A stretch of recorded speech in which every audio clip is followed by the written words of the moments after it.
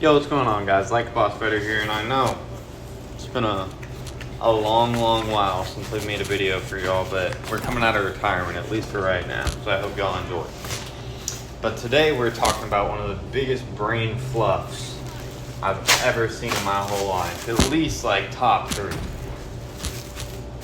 The movie Obsession. Me and my girlfriend went to see the movie Obsession about 6-7 days ago. Okay, not for real, but like 3 days ago. And I'm gonna just get my overall feeling. I thought it was a really good movie. It makes you feel, it's one of those movies where you watch it and you're like, yo, dog, I don't know if I really liked what I just watched, or if I really wish I could just erase that from my brain. So, just starting off, the actress and the actor that were the main characters, I honestly don't fully remember what their name was. Like, IRL, obviously in the movie I remember, but I'm sure all y'all know their names. They're all over TikTok, they're blowing up. They did a very good job. I'm sure they'll be in plenty of movies in the near future. Water break. But, so I'm not gonna really like summarize the whole movie, but I'm just gonna give like the premise. So pretty much this movie, there's this like kind of like not very confident guy who's like into this girl, and like she's been a part of their friend group for a while, and they all work at the same like music store. It's him.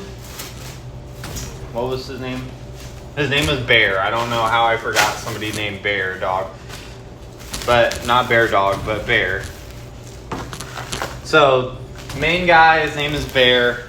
Main girl, her name is Nikki. Then there's a side girl who also works at not a side hoe, but a side girl. Well, actually, we'll get into that later. Her name is Sarah. She also works at the store. And then there's another guy named Ian that also works at the store. A lot of people working at this music store.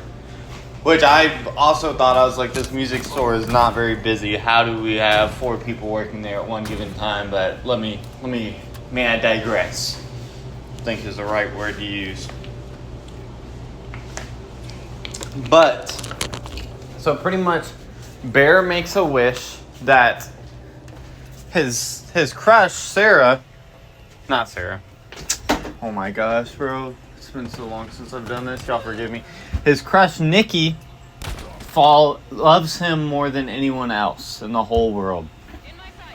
So pretty much off rip, like she like falls in love with him. Like he didn't think the wish was real. It's like this, like you break it in half and it makes a wish. So she falls in love with him, and then at first he's like, oh, like this is really weird. Like she must just actually like me. So pretty much like she goes over to his house, and like because she didn't want to spend the night at her house because like she said her dad is dying and she's going through a lot. Spoiler alert, her daddy dipped. That she was gone, and her dad wasn't dead. He wasn't even close. She was making that shit up. She was crazy. So eventually they like start like making out at her house. He's like, he's all into it. He's like a little suspicious because he's still like trying to be a good guy, but I mean like later on in the movie we find out he's not a good guy. And this happens throughout the movie where she snaps back into her real self. So she's like, what the fluff is going on right now? And she'll like pop. And she like popped out, and he's like, okay, I'll sleep on the floor. But then she like popped back into her demon self. So it's all weird. So then like, and it slowly went into her like doing like really crazy in love stuff. So she like and then like pretty much like, I don't know if y'all can hear me snapping, but I'm snapping. But pretty much they fall in love, and they start like dating, doing all the cutesy stuff.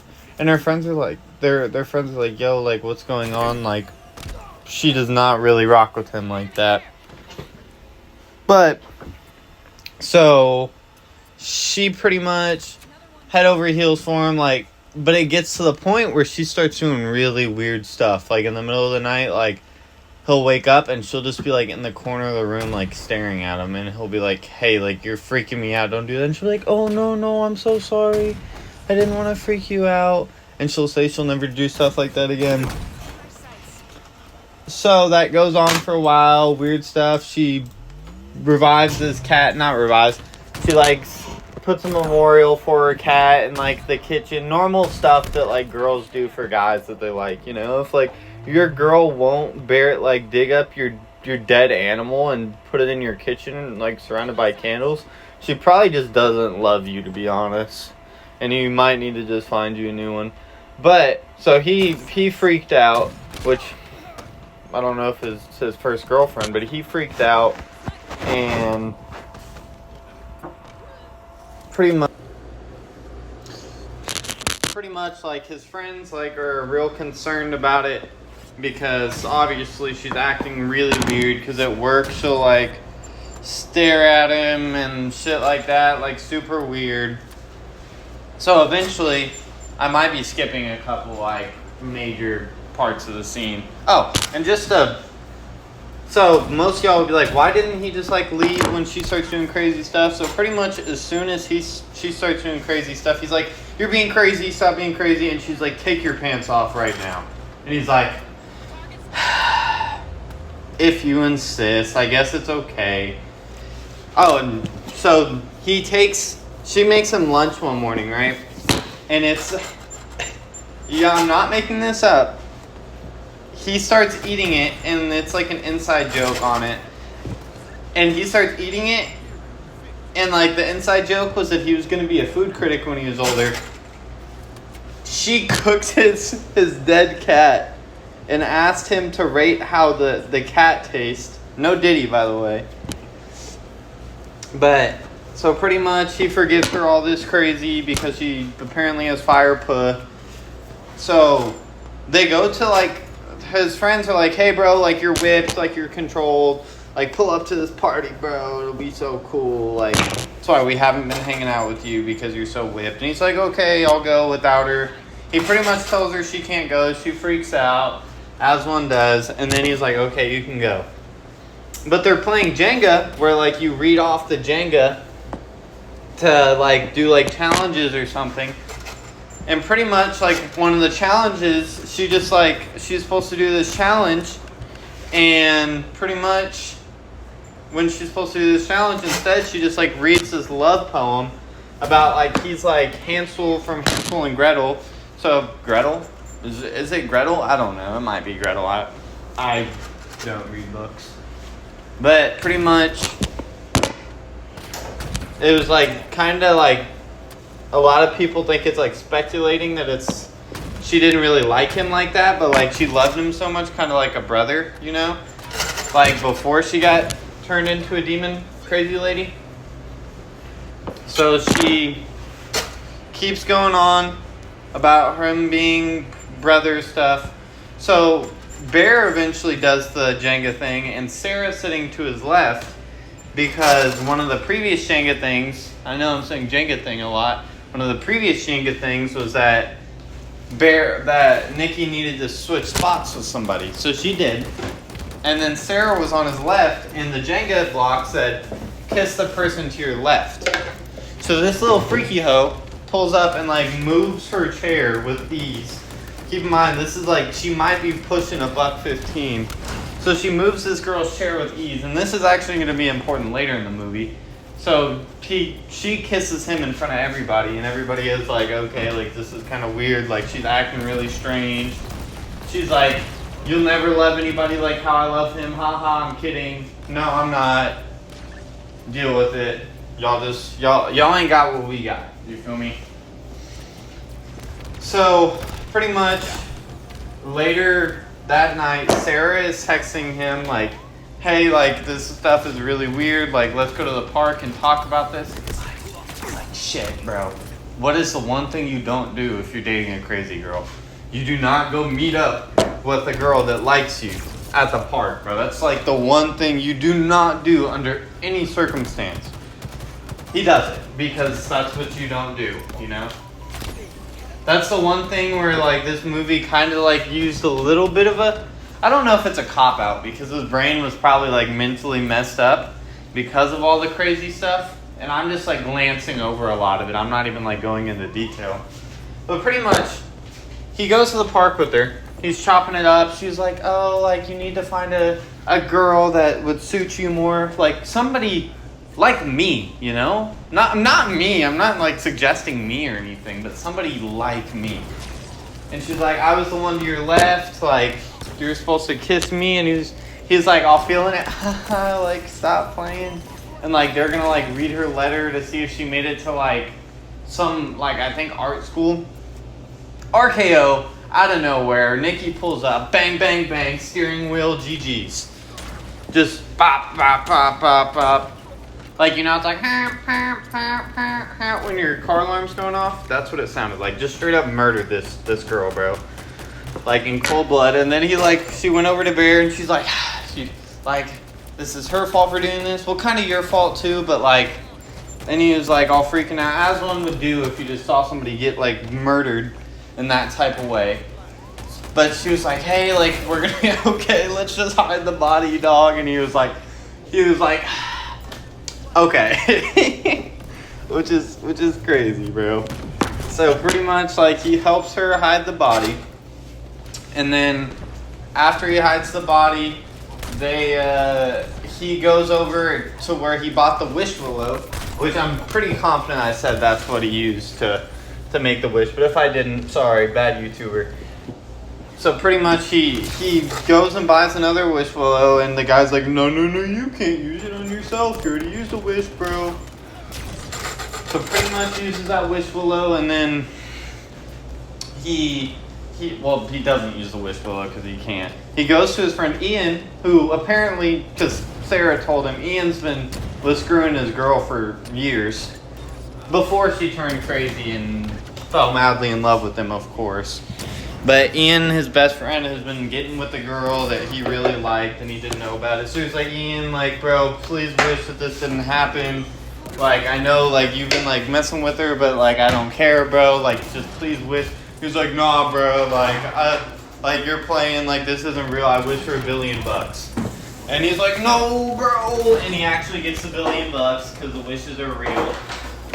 So he gets his $1 billion, and then pretty much Bear's like, okay, the only other person that can make this wish that I know is Nikki, which I think is stupid. I don't know why you wouldn't go around trying strangers first instead of the girl that's crazy that loves you. So he goes over there. She has Sarah's decomposed, butt booty naked body in the kitchen, bro. Like, and she's wearing Sarah's hair because she knew that Bear liked Sarah. And she, like, drew on, like, Sarah's tattoos. She's like, Bear, like, why don't you love me? And she has a gun. Ian's like, hey, bro, what's going on in there? He comes in, pop, GG's, straight to the cranium. Like, bro is done. He's not, he can't walk it off, in other words. He's RKO, GG's, whatever you want to say. So he's like, oh, like, what do I do? And she's like, do you really love me, Bear? Like, she's saying it in, like, her creepy little voice, you know? So Bear's like, what you say whenever a crazy girl is asking if you really, like, of course I love you, baby. I've never loved someone as much as you, yada, yada, yada. And then, so he somehow sneaks into the bathroom. I honestly forgot how. And he has the gun that Sarah used to shoot Ian. And he's thinking about shooting himself, but he's too scared because he's kind of a selfish little scared boy that made a lot of decisions. Bad decisions, of course. And he eventually takes a bunch of pills at the same time to essentially commit sewer slide. And he halfway through, he's like, okay, this is a bad idea, and he like tries to make himself throw up. But right before he throws up, Nikki uses the wish-a-willow to wish that he was just in love with her as she was with him. So he, right before he throws up all the pills, he goes in there and he's like, oh, Nikki, dead. And then as soon as he dies, because I actually forgot about this earlier in the movie, he called the Wish-a-Willow people, and they said the only way to break the curse is if one of them dies. Well, obviously, if Bear died, she would not love him anymore because he's dead. And if she died, he just wouldn't have to worry about it, obviously. So, pretty much, as soon as he dies, she, like, snaps out of it, and she's like, ah! Because the real Nikki was still in there. And another thing I forgot to talk about is how earlier in the movie that Nikki... I really need to start scripting these videos. That's what needs to happen, but I kind of just ramble on. Nikki, while the demon Nikki was asleep, Freaky Nikki is what they called her. While the demon Nikki was asleep, the real Nikki was like, Bear, I need you to kill me. I'm suffering so much. And he couldn't do it because she didn't really have feelings for him. And his little man ego just couldn't take it, dog. He was upset. But many a times throughout that movie, and that's where the movie ends. She was screaming when the real Nikki came back out. Many times throughout that movie, I was like, oh my lord, what am I watching? But I really like this, you know? Never was I like, this is a bad movie. The director did a phenomenal job. The actors did an incredible job. Even the side characters did an incredible job. So, like, pretty much the complete opposite of the final season of Stranger Things, you know? But I hope y'all enjoyed the video, and y'all should watch it and let me know how it was in the comments. If y'all have already watched it, just let me know. And y'all have a good one. Peace out.